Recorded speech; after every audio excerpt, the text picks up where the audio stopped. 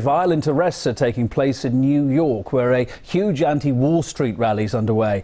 Hundreds of activists are marching across the city, pledging to occupy streets, bridges and the subway in protest against economic inequality.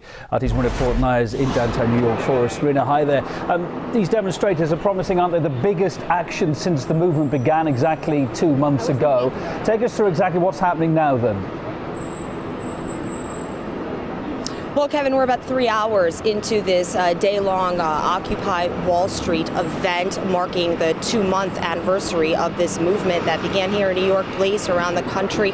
So far, as you mentioned, dozens of people have been arrested. We have seen violent clashes between police officers and the activists that have been walking through Lower Manhattan. Both men and women tackled to the ground, then arrested, hauled off in vans. Police, before we came live to me, police were just securing the barricades that are right next to me here. Riot police are all around us. Sound cannons have already been used on the crowds that have been marching through Lower Manhattan.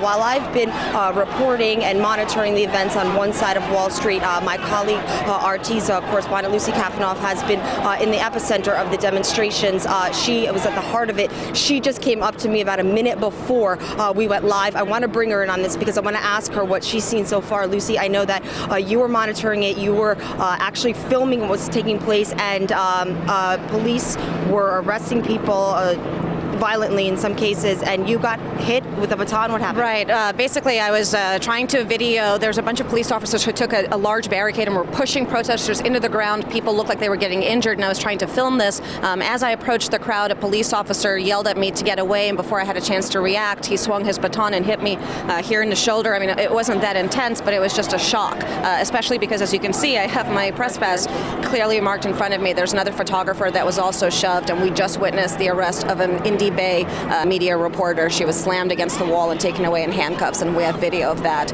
It does not seem like the police are making distinctions between press and protesters. And again, from what I've personally seen, all of the protesters were using civil disobedience actions, either sitting down, chanting, not provoking the police. So I don't really understand the heavy-handed tactics at this point. Do you get the impression that they are ready to make arrests on a moment's notice, or are they waiting till something criminal takes place?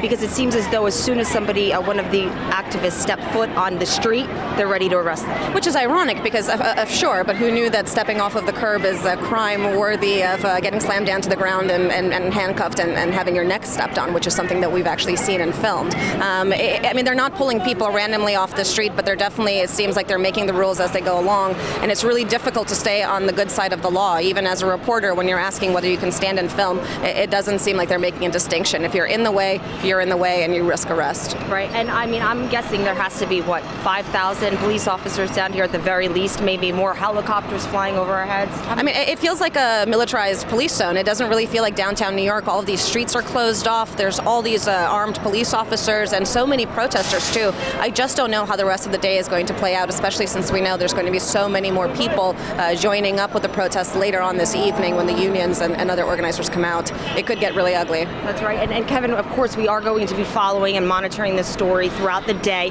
As Lucy mentioned, events are planned all day long. The activists are going to be going into the subways and then later on occupying what they say parks, and then it's going to culminate with labor unions joining the Occupy activists in their fight for restructuring of the economy, of wealth equality, and then the large group is going to walk across the Brooklyn Bridge. And remember, when that first walk across the Brooklyn Bridge took place maybe 6 weeks ago, that's when 800 people were arrested at one time. So clearly this is escalating. Hopefully it doesn't get violent, but we will be monitoring the story as it unfolds throughout the day. Absolutely. Marina Portnaya, Lucy Kafanoff there. Thanks. I know you're updating on our Twitter feed as well as you get the information through.